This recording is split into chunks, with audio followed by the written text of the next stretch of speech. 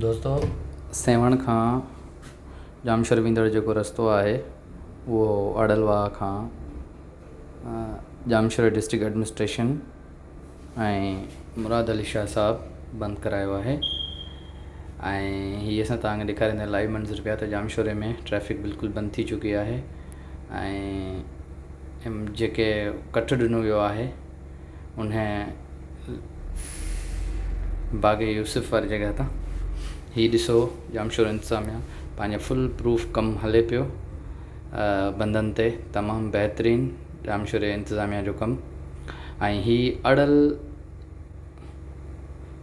हेड आहे जंहिंजा 3 दरवाज़ा आहिनि।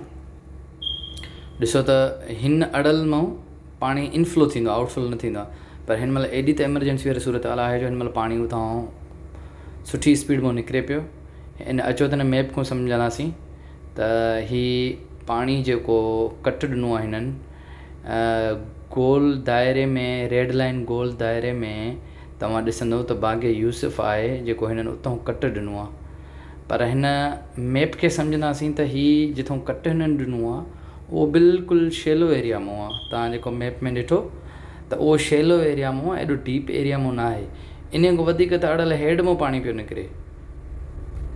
कहिड़ी ज़रूरत हुई इन कट ॾियण जी? इन कट ॾियण सां को फ़ाइदो न आहे। ऐं बराए महिरबानी कंहिं सुठी कंसल्टेंसी वठी, हिते सुठा चाइनीज़ इंजीनियर रहनि पिया। जेकॾहिं तव्हां उन्हनि खां कंसल्टेंसी वठो आहे त तव्हांखे उहो स्टडी करे हिकु प्लान ठाहे, स्ट्रेटजी ठाहे ॾिना त किथां कट ॾियणो आहे। हिन महिल हिननि यूसुफ़ बाग़ खां जेको कट ॾिनो आहे उहो अञा वधीक माण्हुनि में अफ़रा तफ़री पैदा कंदो। ऐं हीअ जेके तजुर्बा कनि था पिया पंहिंजा, इहे तजुर्बा हिननि जा हिते नाकाम वेंदा। छो जो 3 अड़ल हेड जा दरवाज़ा, 5 अड़ल टेल जा, उहे खुलियल आहिनि। दानस्तर वाह तां पाणी ओवरफ्लो करे पियो। राति जेका असां तव्हांखे अपडेट कयो उन में इहो ई ॿुधायोसीं त अॼोकी राति तमामु अहम आहे मंछर लाइ। हीअ ॾिसो पाणी अड़ल हेड खां कीअं 3 दरवाज़नि मां केॾी स्पीड सां वञे पियो। उन जी भेट में तव्हां ॾिसो जेको अॻिन वीडियो में असां अपडेट कयो आहे त छा जेको हिननि कट ॾिनो आहे उन में एतिरो पाणी वञे पियो? हरगिज़ न। ही अलाह त ख़ैरु करे। पर जेकॾहिं का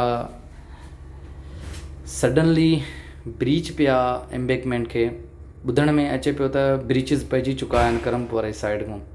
असां हर कंहिंजा ख़ैरु ख़्वाह आहियूं, इहो नथा चाहियूं त किथां पाणी टुटे या किथां नुक़सानु थिए। सभु असां सिंधी पाण में आहियूं। पर गवर्नमेंट खे अहिड़ो प्लान करणु घुरिजे जंहिंमें में घटि ज़ियान थिए।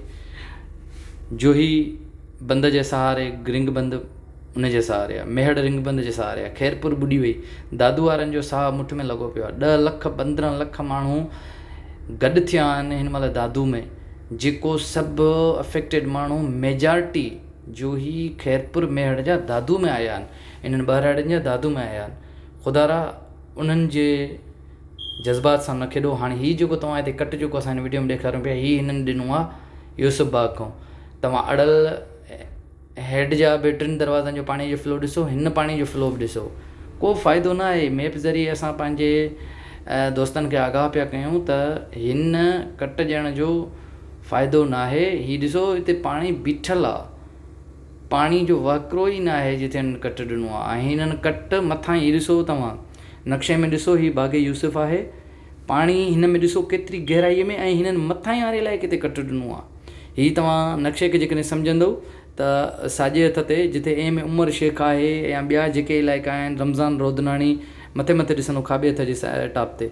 ऐं तव्हां उन खां पोइ हेॾे तव्हां साॼे हथ ते ॾिसंदव जेको असां बंद जोहो, नगर मला, ऐं इहे जेके हाजी अब्दुरहमान मला, इहे जेके ॻोठ आहिनि।